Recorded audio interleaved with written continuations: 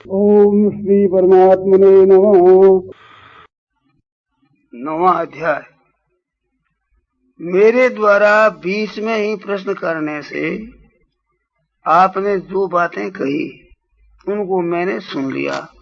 अब मेरे द्वारा बीच में पूछने से पहले आप और क्या कहना चाहते थे?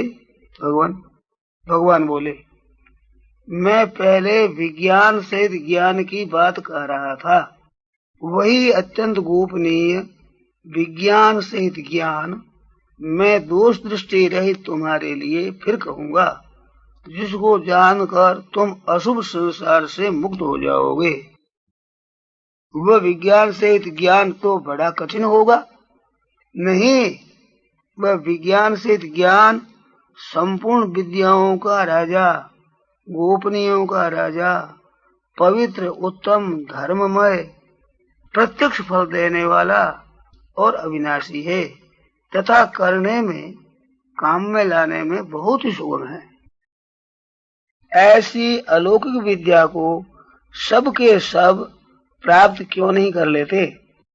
मनुष्य इस धर्म अर्थात ज्ञान विज्ञान रूप विद्या पर श्रद्धा विश्वास नहीं करते, जिससे वे मेरे को प्राप्त न होकर मौत रूप संसार के मार्ग में लौटते रहते हैं, अर्थात बार बार जन्मते मरते रहते हैं। वह धर्म अर्थात ज्ञान विज्ञान रूप विद्या क्या है? भगवान, अव्यक्त स्वरूप मेरे से यह संपूर्ण संसार व्याप्त है और मेरे में सब संसार है तथा मेरे में संसार नहीं है और मैं संसार में नहीं हूँ।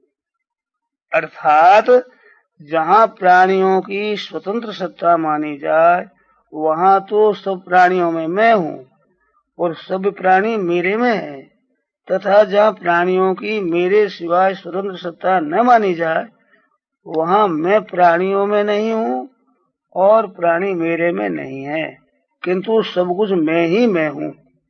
पर इस संसार का उत्पादक और आधार तो कोई होगा ही।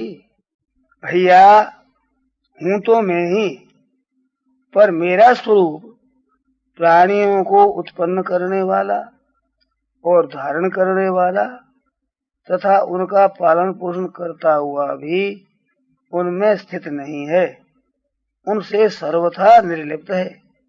ये मेरा ईश्वर संबंधी योग अर्थात सामर्थ्य देख समझ। तो फिर वे प्राणी आप में किस प्रकार स्थित है?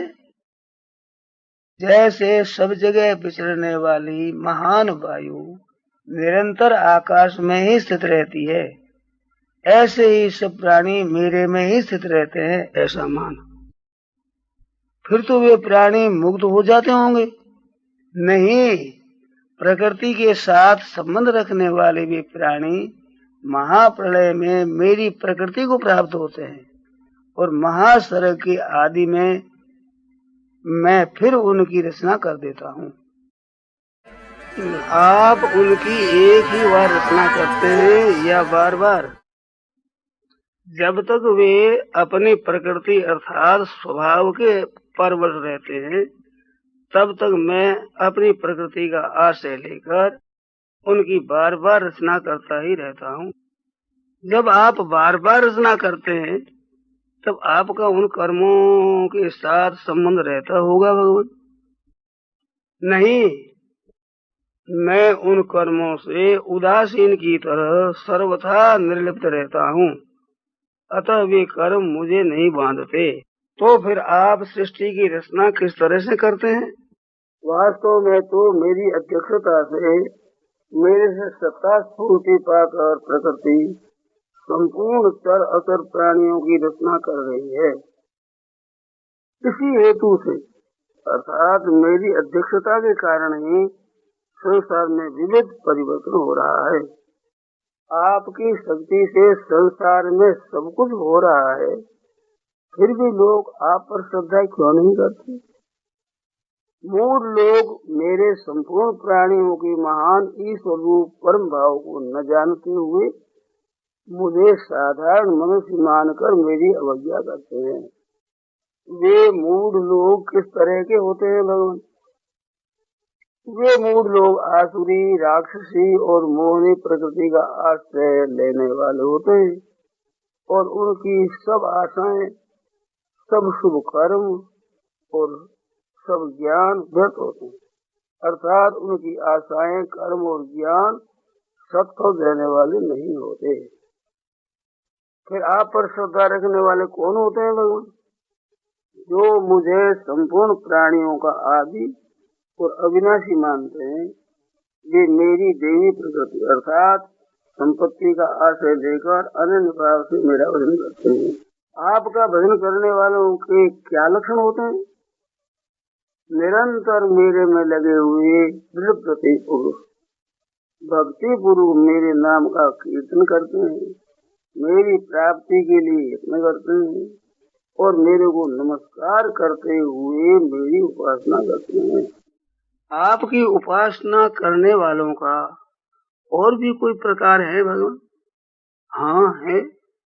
कई ज्ञानी यज्ञ के द्वारा अभिन्न भाव से मेरी उपासना करते हैं और कई अपने को पृथक मानकर तथा विश्व को मेरा स्वरूप समझकर मेरी उपासना करते हैं। विश्व की उपासना आपकी उपासना कैसे हुई भगवान? मैं ही यज्ञ, क्रतु, स्वधा, औषध, मंत्र, घृत, अग्नि और हवन रूप क्रिया हूँ। मैं ही जानने योग्य विधि, पवित्रता, ओंकार, ऋग्वेद, सामवेद और यजुर्वेद हूँ। इस संपूर्ण जगत का पिता, दाता, माता, पितामह, गति, भर्ता, प्रभु, साक्षी, निवास, आश्रय, सूर्य, उत्पत्ति, प्रलय, स्थान, निधान और अविनाशी बीज भी मैं ही हूँ। मैं ही सूर्य रूप से तपता हूँ, जल को ग्रहण करता हूँ और फिर उस जल को वर्षा रूप से वर्षा देता हूँ। अमृत और मृत्यु मैं ही हूँ। और तो क्या कहूँ, सत और असत अर्थात जड़ चेतन भी मैं ही हूँ। जब विश्वरूप से सब कुछ आप ही है, तो फिर आपको छोड़कर मनुष्य देवताओं की उपासना क्यों करते हैं?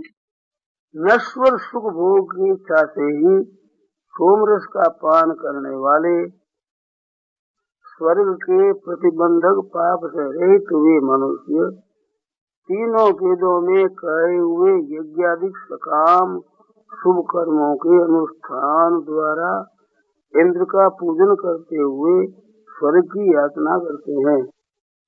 फिर वे पुण्य के बल पर विशाल स्वर्गलोक को जाते हैं। वहाँ देवताओं के दिव्य भोगों को भोगकर पुण्य क्षीण होने पर पुनः मृत्यु लोक में आ जाते हैं। इस तरह वेदत्रयी का आश्रय लेने वाले सकाम पुरुष बार बार जन्मते और मरते हैं। यह दशा तो सकाम भाव से वेदत्रयी का आश्रय लेने वालों की होती है।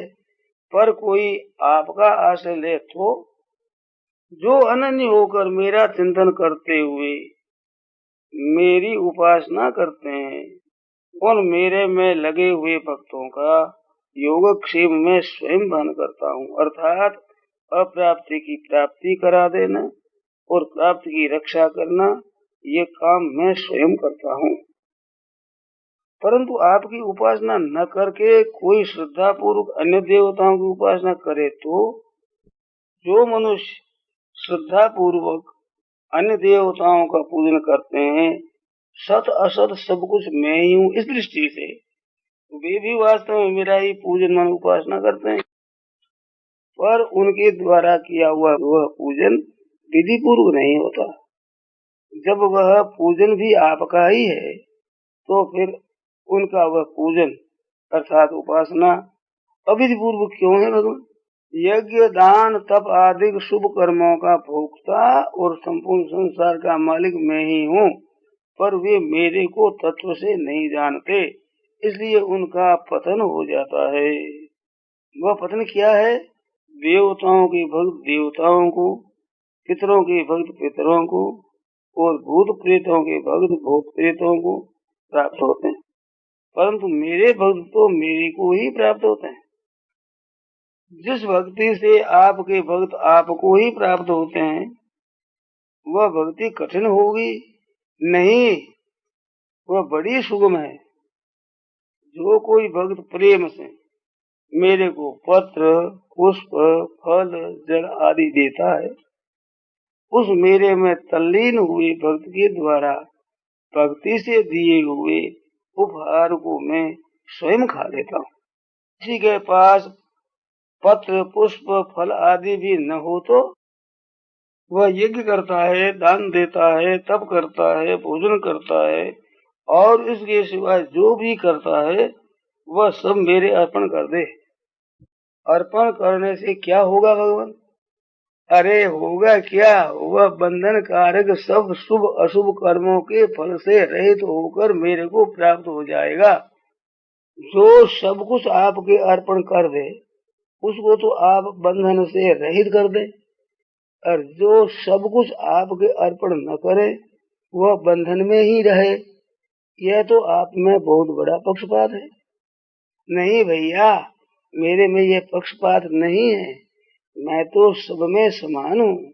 मेरा न कोई प्रिय है और न कोई द्वेषी है, परंतु जो प्रेम पूर्वक मेरा भजन करते हैं वे मेरे में और मैं उनमें विशेषता से हूँ। कोई दुराचारी हो तो क्या वह भी आपका भक्त हो सकता है? हाँ, जरूर हो सकता है। पापी से पापी भी दूसरों का आश्रय छोड़कर केवल मेरा भजन करता है तो उसको साधु ही मानना चाहिए, क्योंकि उसने निश्चय बहुत अच्छा कर लिया है। उसको केवल साधु मान ले क्या? नहीं, वह तत्काल धर्मात्मा अर्थात महान पवित्र बन जाता है और सदा रहने वाली शांति को प्राप्त हो जाता है। भैया, तुम प्रतिज्ञा करो कि मेरे भक्त का पतन नहीं होता। आपकी भक्ति के अधिकारी और भी कोई हो सकते हैं क्या? हाँ, पाप योनि, स्त्रियां, वैश्य और शूद्र भी मेरा आश्रय लेकर मुझे प्राप्त हो जाते हैं। फिर जो जन्म और कर्म से पवित्र ब्राह्मण और क्षत्रिय हैं वे मेरे भक्त हो जाए, इसमें तो कहना ही क्या है। मैं ऐसा भक्त कैसे बनूं? तुम इस नाशवान और सुख रहित शरीर को प्राप्त करके मेरा भजन करो। आपका भजन कैसे करूं भगवान? तुम मेरा भक्त हो जा, मेरे में मन वाला हो जा, मेरी पूजा करने वाला हो जा और मुझे ही नमस्कार कर। इस तरह मेरे साथ अपने आप को लगाकर मेरे